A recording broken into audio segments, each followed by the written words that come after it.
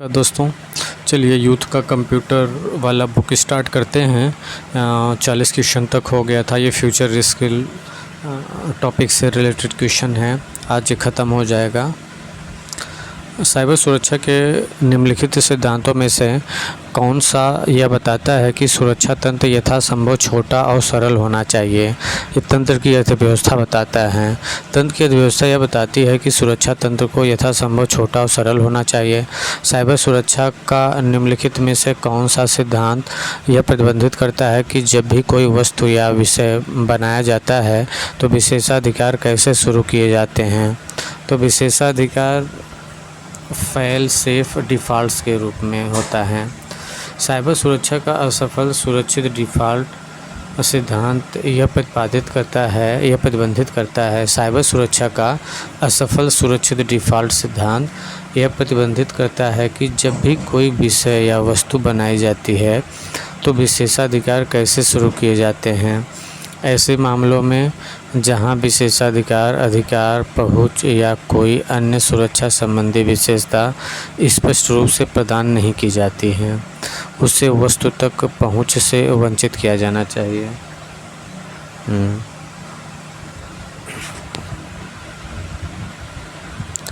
निम्नलिखित में से कौन सा सिद्धांत कहता है कि कभी-कभी घुसपैठ के विवरणों को पुनः प्राप्त करना अधिक वांछनीय हो जाता है, बजाय इसके कि इससे बचने के लिए अधिक कुशल उपाय अपनाए जाएं? समझौता रिकॉर्डिंग।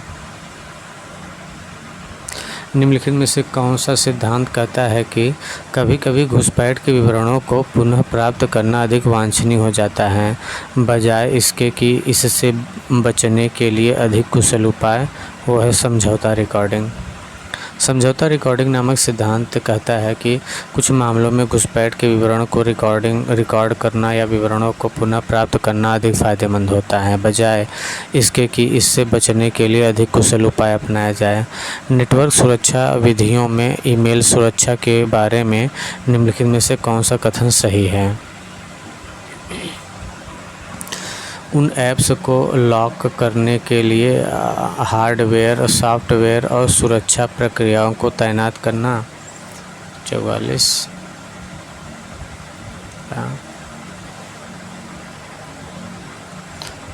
तो इसका उत्तर है सी, फिशिंग। सबसे अधिक उपयोग की जाने वाली विधियों में से एक है जिसका उपयोग हैकर्स द्वारा नेटवर्क तक पहुंच प्राप्त करने के लिए किया जाता है। फिशिंग सबसे अधिक उपयोग की जाने वाली फिशिंग सबसे अधिक उपयोग किए जाने वाले विधियों में से एक है जिसका उपयोग हैकर्स द्वारा उपयोगकर्ताओं में यूज़र नेम, पासवर्ड तथा नेटवर्क तक पहुंच प्राप्त करने के लिए किया जाता है। ईमेल सुरक्षा के लिए आवश्यक है कि पासवर्ड नियमित बदलते रहना चाहिए, पासवर्ड बहुत छोटा नहीं होना चाहिए तथा पासवर्ड में अक्षरों, अंकों, विशेष चिन्हों का प्रयोग, कैपिटल तथा स्मॉल लेटर्स के मिश्रण का उपयोग करना चाहिए।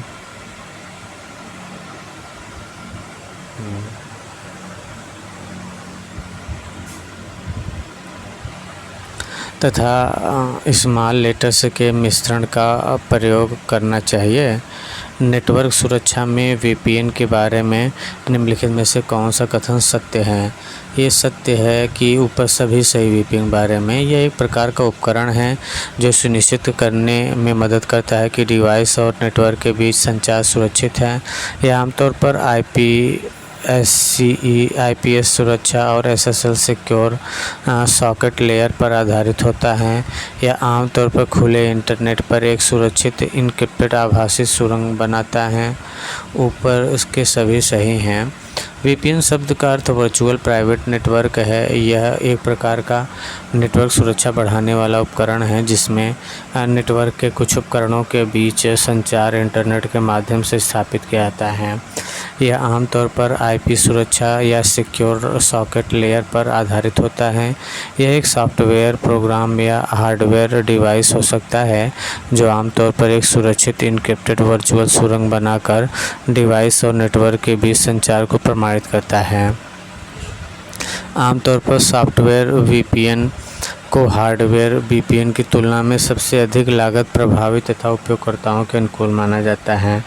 निम्नलिखित में से कौन सा मैलवेयर प्रकार हमलावर को प्रशासनिक नियंत्रण तक पहुंचने की अनुमति देता है और उसे संक्रमित कंप्यूटर के साथ लगभग कुछ भी करने में सक्षम बनाता है? रैट।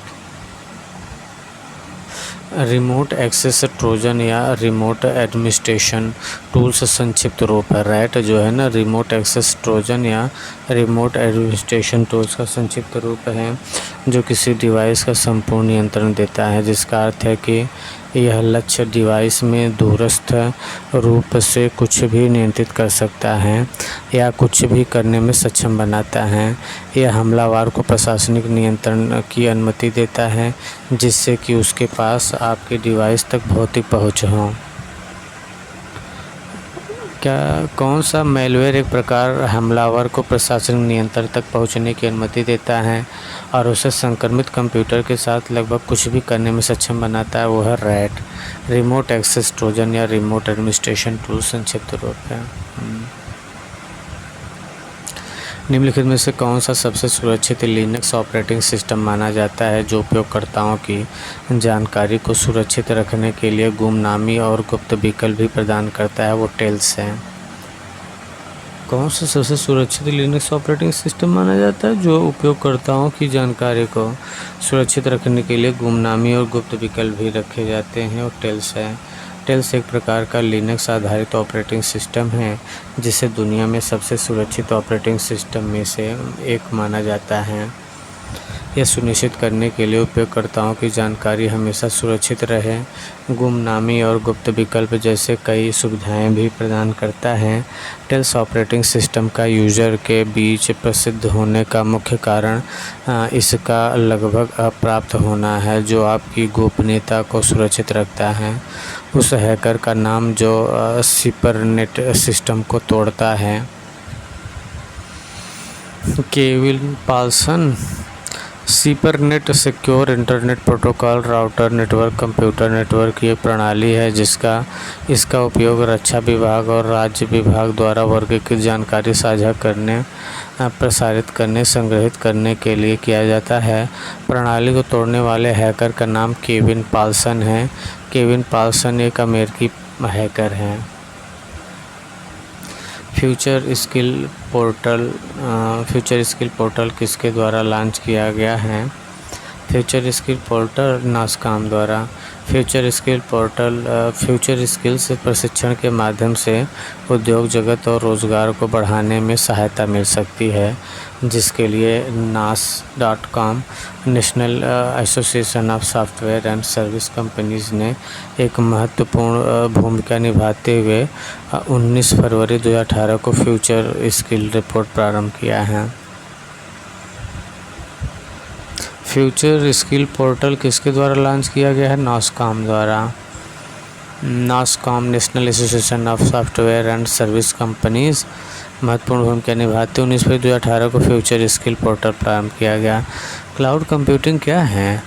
क्लाउड कंप्यूटिंग ये है कंप्यूटिंग का मॉडल जिसमें आपका कंप्यूटर टर्मिनल के रूप में कार्य करता है और सर्वर का एक नेटवर्क आपके लिए प्रोसेसिंग पावर और स्टोरेज संभालता है। क्लाउड कंप्यूटिंग क्या है? क्लाउड कंप्यूटिंग वास्तव में इंटरनेट आधारित प्रक्रिया है। क्लाउड कंप्यूटिंग का अर्थ आपके कंप्यूटर की हार्ड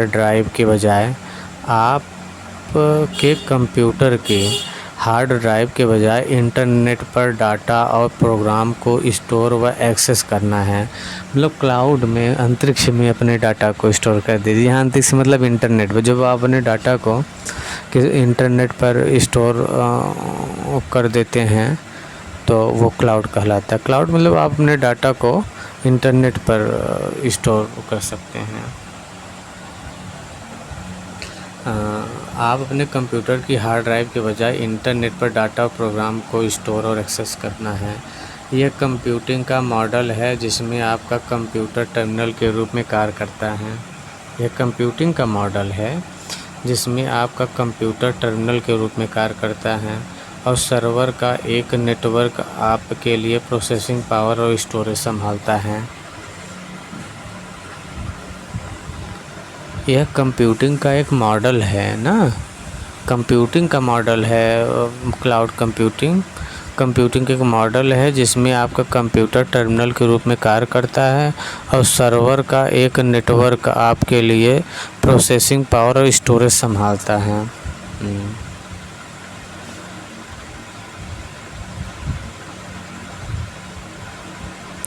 आईओटी प्रणाली में मुख्य भाग है। आईओटी प्रणाली में मुख्य भाग है उपरोक्त सभी सेंसर है, डाटा प्रोसेसिंग है, नेटवर्क कनेक्टिविटी है। आईओटी टेक्नोलॉजी में उपयोग किए जाने वाले आईओटी सिस्टम के 4 मूलभूत घटक हैं: sensor, device, network connectivity, data processing और user interface. Computer virus program आमतौर पर कहाँ छिपा होता है? तो ए और बी में, मतलब ऑपरेटिंग सिस्टम में और एप्लीकेशन प्रोग्राम में छिपा होता है computer virus. Computer virus programme कहाँ छिपा होता है? ऑपरेटिंग वायरस और एप्लीकेशन प्रोग्राम में। कंप्यूटर वायरस प्रोग्राम कंप्यूटर के ऑपरेटिंग सिस्टम तथा एप्लीकेशन प्रोग्राम में छिपे होते हैं। कंप्यूटर वायरस प्रोग्राम्स के द्वारा बनाया गया एक छोटा प्रोग्राम है जिसे कंप्यूटर के ऑपरेशन को हानि पहुंचाने अथवा डाटा को डिलीट करने के लिए बनाया जाता है। कंप्यूटर वायरस प्रोग्राम कंप्यूटर के ऑपरेटिंग सिस्टम तथा एप्लीकेशन प्रोग्राम में छिपे होते हैं। कंप्यूटर वायरस प्रोग्राम कंप्यूटर के ऑपरेटिंग सिस्टम तथा एप्लीकेशन प्रोग्राम में छिपे होते हैं।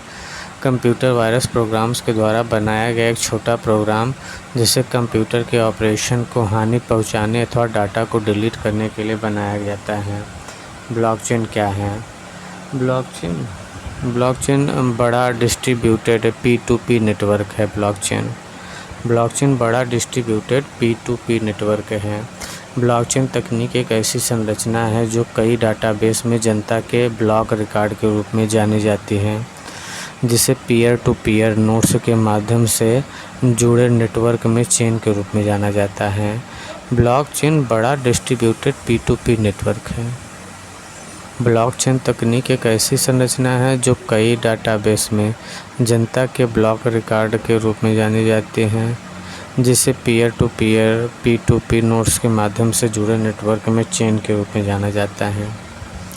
प्रॉक्सी सर्वर का उपयोग किसके लिए किया जाता है? डाटाबेस एक्सेस के लिए रिक्वेस्ट। प्रॉक्सी सर्वर का प्रयोग किसके लिए किया जाता है? डाटाबेस एक्सेस के लिए रिक्वेस्ट करता है प्रॉक्सी सर्वर। प्रॉक्सी सर्वर का उपयोग किसके लिए किया जाता है? डाटाबेस एक्सेस के लिए रिक्वेस्ट है। एक प्रॉक्सी सर्वर एक ऐसा सर्वर है जो ग्राहकों से अन्य सर्वर से संसाधन की मांग करने के अनुरोध के लिए एक मध्यस्थ के रूप में कार्य करता है। प्रॉक्सी सर्वर के माध्यम से इंटरनेट रिक्वेस्ट की कार्यवाही की जाती है। प्रॉक्सी सर्वर के माध्यम से इंटरनेट रिक्वेस्ट की कार्यवाही की जाती है। प्रॉक्सी सर्वर के माध्यम से इंटरनेट रिक्वेस्ट की कार्रवाई की जाती है। एक प्रॉक्सी सर्वर एक ऐसा सर्वर है जो ग्राहकों से अन्य सर्वर से संसाधनों की मांग करने के अनुरोध के लिए एक मध्यस्थ के रूप में कार्य करता है। प्रॉक्सी सर्वर के माध्यम से इंटरनेट रिक्वेस्ट की कार्रवाई की जाती है। प्रॉक्सी सर्वर जो है डाटाबेस एक्सेस के लिए रिक्वेस्ट करता है। प्रॉक्सी सर्वर एक ऐसा सर्वर जो ग्राहकों से अन्य सर्वर से संसाधनों की मांग करने के अनुरोध के लिए एक मध्यस्थ के रूप में कार्य करता है। प्रॉक्सी सर्वर के माध्यम से इंटरनेट रिक्वेस्ट की कार्रवाई की जाती है। कंप्यूटर सिक्योरिटी के 3 बुनियादी घटक क्या हैं? गोपनीयता, इंटीग्रिटी, उपलब्धता। कंप्यूटर सिक्योरिटी के 3 बुनियादी घटक क्या हैं? गोपनीयता, इंटीग्रिटी, उपलब्धता। कंप्यूटर सिक्योरिटी के 3 बुनियादी घटक गोपनीयता है, इंटीग्रिटी है, उपलब्धता है। निम्नलिखित में से क्या रोबोटिक्स प्रोसेस ऑटोमेशन का लाभ है? रोबोटिक्स प्रोसेस ऑटोमेशन का लाभ है उपरोक्त सभी: बेहतर ग्राहक सेवा सक्षम करने हेतु कर्मचारियों की उत्पादकता, प्रक्रियाओं को और अधिक तेज़ी से पूरा करना, उपरोक्त सभी है। निम्नलिखित में से क्या रोबोटिक्स प्रोसेस ऑटोमेशन का लाभ है? रोबोटिक्स प्रोसेस ऑटोमेशन का लाभ है उपरोक्त सभी है: बेहतर ग्राहक सेवा सक्षम करने हेतु बेहतर ग्राहक सेवा सक्षम करने हेतु कर्मचारियों की उत्पादकता प्रक्रियाओं को और अधिक तेज़ी से पूरा करना।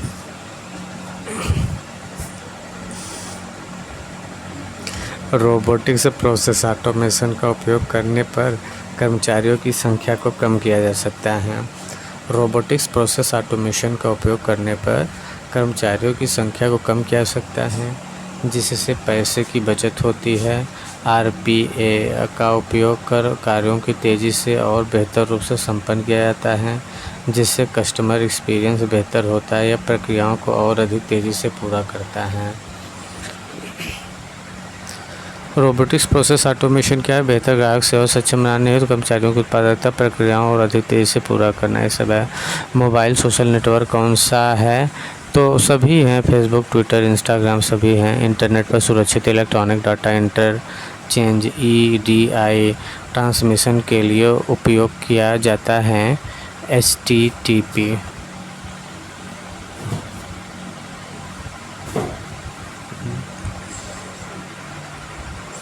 इंटरनेट पर सुरक्षित इलेक्ट्रॉनिक डाटा इंटरचेंज ट्रांसमिशन के लिए उपयोग किया जाता है HTTP। EDI electronic data interchange ऐसा कम्युनिकेशन सिस्टम है जिसमें कि एक कंप्यूटर से दूसरे कंप्यूटर में डाटा को इलेक्ट्रॉनिक रूप में ट्रांसफ़र करते हैं। आधुनिक समय में EDI का प्रयोग सबसे ज़्यादा B2B ई-कॉमर्स में किया जाता है। आधुनिक समय में EDI का प्रयोग सबसे ज़्यादा B2B ई-कॉमर्स में किया जाता है। आधुनिक समय में EDI का प्रयोग सबसे ज़्यादा B2B ई-कॉमर्स में किया जाता है। इंटरनेट पर सुरक्षित electronic data interchange EDI transmission के लिए FTP, HTTP, HTTPS का प्रयोग किया जाता है। इंटरनेट पर सुरक्षित electronic data interchange EDI transmission के लिए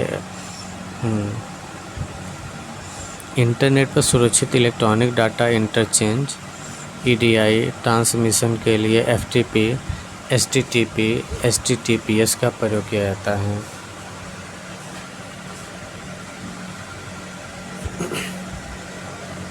इंटरनेट पर सुरक्षित electronic data interchange EDI transmission के लिए FTTP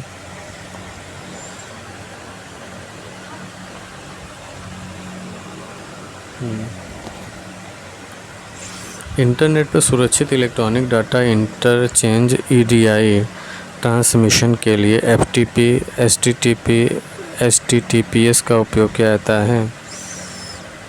IoT शब्द का पहली बार कब प्रयोग किया गया?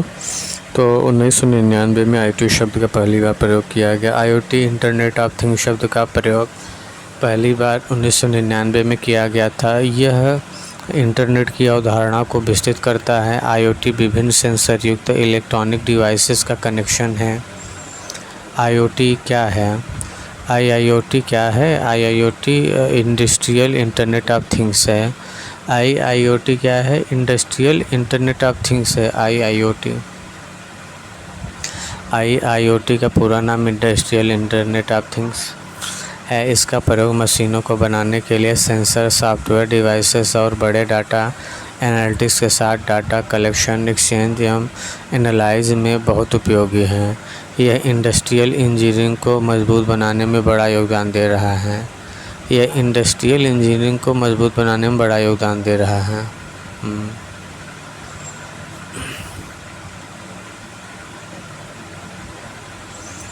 बिग डाटा शब्द का प्रयोग सबसे पहले किसने किया था? जॉन मशी ने। बिग डाटा शब्द का पहली बार प्रयोग किसने किया था? जॉन मशी ने किया था बिग डाटा शब्द का सबसे पहली बार प्रयोग। बिग डाटा शब्द का प्रयोग सबसे पहले किसने किया था? जॉन मशी। बिग डाटा शब्द का अर्थ होता है वॉल्यूम बढ़ाने और बढ़ती गति के साथ डाटा की बड़ी मात्रा को स्टोर करने की क्षमता है। बिग डाटा शब्द का प्रयोग 1990 के समय जॉन आर मशी के द्वारा किया गया था। IoT किस पर बनाया गया है? IoT डाटा एकत्र करने वाले सेंसर्स का नेटवर्क पे काम करेगा। क्लाउड कंप्यूटिंग दोनों पे। IoT किस पर बनाया गया है? IoT डाटा एकत्र करने वाले सेंसर्स का नेटवर्क, और IoT जो है डाटा एकत्र करने वाले सेंसर्स का network, IoT। Cloud computing, IoT किस पर बनाया गया है? IoT डाटा एकत्र करने वाले सेंसर्स का नेटवर्क बनाया गया है, अब क्लाउड कंप्यूटिंग पे बनाया गया है। IoT इंटरनेट ऑफ थिंग्स एक कंप्यूटिंग अवधारणा है जो इंटरनेट से जुड़े फिजिकल डिवाइसेस और अन्य डिवाइसेस को पहचानने में सक्षम होता है। यह चीज़ों को डाटा कलेक्शन व एक्सचेंज आदि को सक्षम बनाता है। यह क्लाउड कंप्यूटिंग व डाटा एकत्र करने वाले सेंसर्स का नेटवर्क पर बनाया गया है। IoT इंटरनेट ऑफ थिंग्स एक कंप्यूटिंग अवधारणा है जो इंटरनेट से जुड़े फिजिकल डिवाइसेस और अन्य डिवाइसेस को पहचानने में सक्षम बनाता है। यह चीज़ों को डाटा कलेक्शन व एक्सचेंज आदि को सक्षम बनाता है। यह क्लाउड कंप्यूटिंग व डाटा एकत्र करने वाले सेंसर्स का नेटवर्क पर बनाया गया है। IBM द्वारा एक स्टडी के अनुसार सबसे बड़ा एकल स्रोत कौन सा है जो डाटा एकत्रित करता है? वो लॉग डाटा।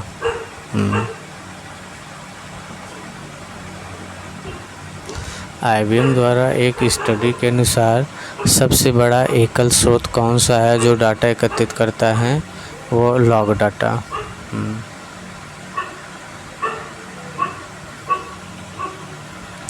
IBM द्वारा एक स्टडी के अनुसार सबसे बड़ा एकल स्रोत कौन सा है जो डाटा एकत्रित करता है? Log data. IBM द्वारा एक स्टडी के अनुसार सबसे बड़ा एकल डाटा स्रोत डाटा लॉग डाटा है जो डाटा एकत्रित करता है। सॉफ्टवेयर इंस्टॉल करने के दौरान वेब सर्वर द्वारा लॉग फाइल्स जनरेट होते हैं जिनका प्रयोग बहुत से अलग कार्यों के लिए किया जाता है। क्लाउड कंप्यूटिंग निकटतम है वेब 2.2 के। क्लाउड कंप्यूटिंग निकटतम है वेब 2.0। क्लाउड कंप्यूटिंग का अर्थ आपके कंप्यूटर्स की हार्ड ड्राइव के बजाय इंटरनेट पर डाटा और प्रोग्राम को स्टोर व एक्सेस करना। क्लाउड कंप्यूटिंग वेब 2.0 के निकटतम है। क्लाउड कंप्यूटिंग निकटतम है वेब 2.0 के। क्लाउड कंप्यूटिंग निकटतम है वेब 2.0 के। क्लाउड कंप्यूटिंग का अर्थ है आपके कंप्यूटर की हार्ड ड्राइव के बजाय इंटरनेट पर डाटा और प्रोग्राम को स्टोर व एक्सेस करना। क्लाउड कंप्यूटिंग वेब 2.0 के निकटतम है। निम्नलिखित में से कौन सा मॉडल सर्वोत्तम सर्विस मॉडल के रूप में जाना जाता है? IaaS आस। ये कौन सा मॉडल सर्वोत्तम सर्विस मॉडल के रूप में जाना जाता है? आस, IaaS। क्लाउड कंप्यूटिंग मॉडल को SPI, सास, पास, आस मॉडल भी कहते हैं। क्लाउड कंप्यूटिंग मॉडल को SPI मतलब सास, पास, आस मॉडल भी कहते हैं। इसमें 3 लेयर्स होते हैं। क्लाउड कंप्यूटिंग मॉडल SPI में 3 लेयर्स होते हैं। सबसे ऊपरी लेयर को सास कहते हैं और ऊपर रहेंगे तभी आप सांस ले पाएंगे। दूसरी लेयर को पास कहते हैं और सबसे निचली लेयर को आस मॉडल होता है।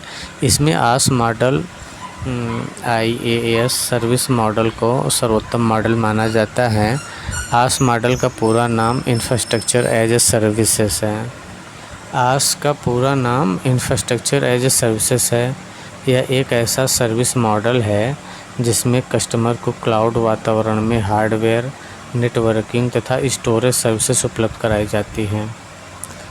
आस का पूरा नाम जो इंफ्रास्ट्रक्चर एज ए सर्विस है, इंफ्रास्ट्रक्चर एज ए सर्विस इसका पूरा नाम है।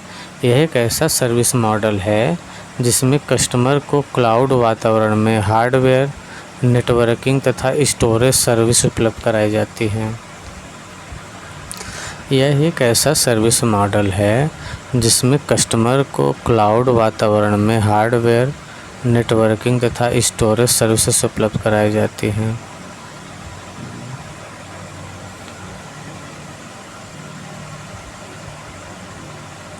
वर्तमान में क्लाउड के कितने प्रकार के सर्विस मॉडल हैं?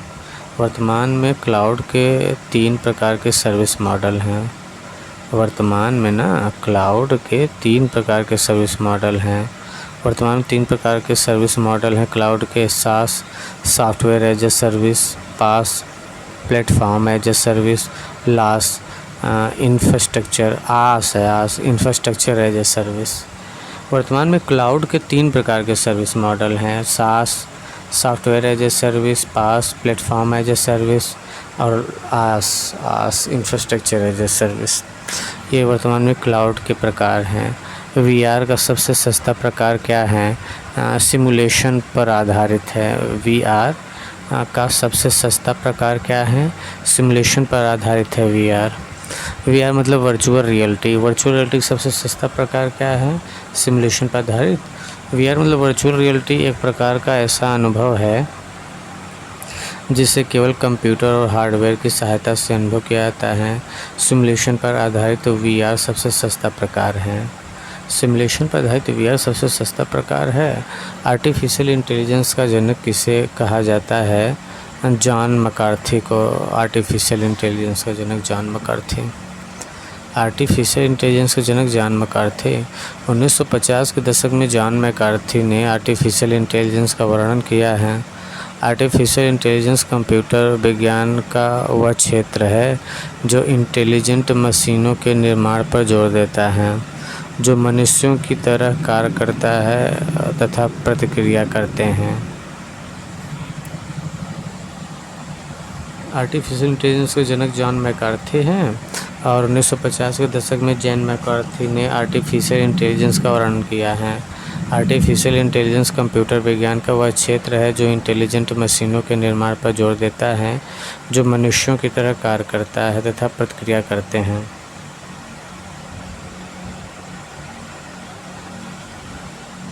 मनुष्यों की तरह कार्य करता है, प्रतिक्रिया करते हैं। वह क्षेत्र जिसमें मशीन की मानवीय बुद्धिमत्ता का परीक्षण होता है, कॉग्निटिव विज्ञान। वह क्षेत्र जिसमें मशीन की मानवीय बुद्धिमत्ता का परीक्षण होता है उसे कॉग्निटिव विज्ञान। वह क्षेत्र जिसमें मशीन की मानवीय बुद्धिमत्ता का परीक्षण होता है उसे क्या कहते हैं? कॉग्निटिव विज्ञान कहते हैं। वह क्षेत्र जिसमें मशीन की मानवीय बुद्धिमत्ता का परीक्षण होता है उसे कॉग्निटिव विज्ञान कहते हैं। कॉग्निटिव विज्ञान मस्तिष्क और उसकी प्रतिक्रियाओं का अंतर विषयी वैज्ञानिक अध्ययन होता है। यह कॉग्निशन की प्रकृति व उसके कार्यों की खोजबीन करता है। कॉग्निटिव विज्ञान क्षेत्र में मशीन की मानवीय बुद्धिमत्ता का परीक्षण होता है।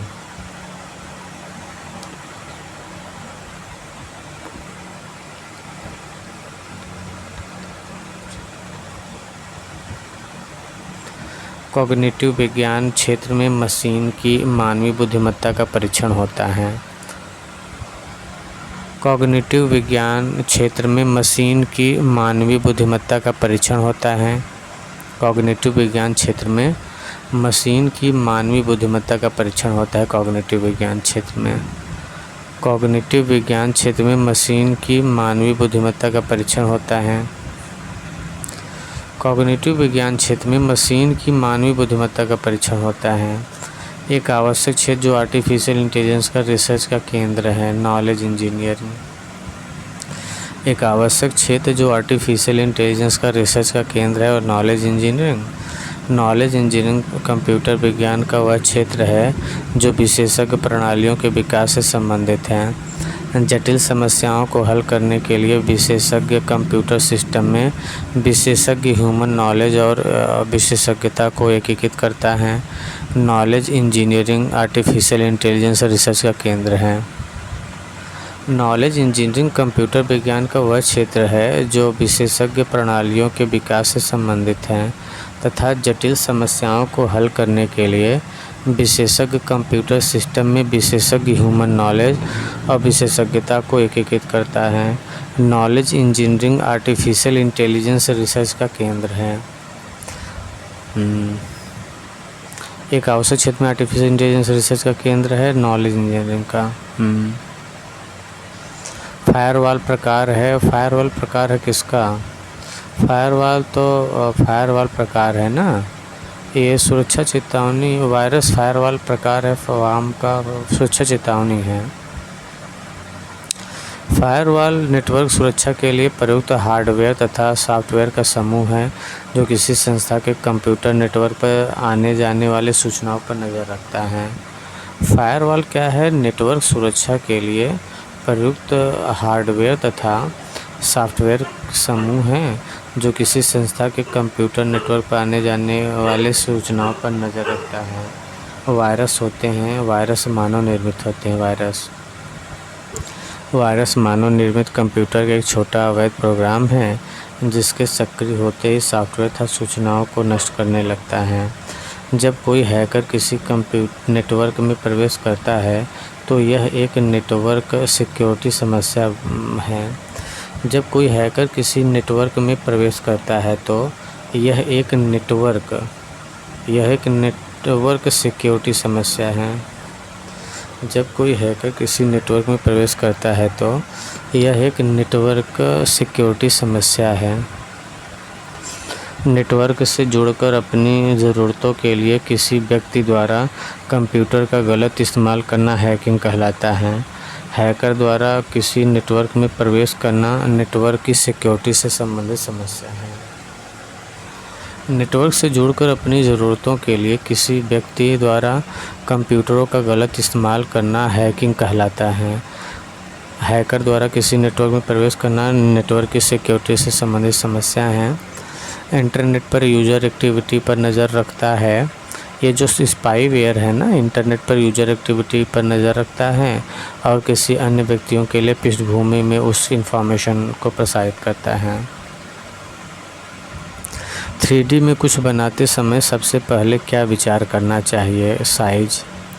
3D में कुछ बनाते समय सबसे पहले क्या विचार करना चाहिए? साइज करना चाहिए। 3 डायमेंशन का प्रयोग करके आप किसी वस्तु को त्रिआयामी लंबाई, चौड़ाई, ऊंचाई के रूप में प्रदर्शित कर सकते हैं। 3D में कुछ बनाते समय सबसे पहले इसका साइज विचार करना चाहिए। RPA प्रोसेस कौन क्रिएट करता है? रोबोट। RPA प्रोसेस कौन क्रिएट करता है? रोबोट। RPA का उपयोग वर्कफ्लो, बुनियादी ढांचे, बैंक ऑफिस प्रोसेस को ऑटोमेटिक करने के लिए किया गया है। RPA एक सॉफ्टवेयर प्रोग्राम है जो एंड यूज़र के PC, लैपटॉप या मोबाइल डिवाइस पर चलता है।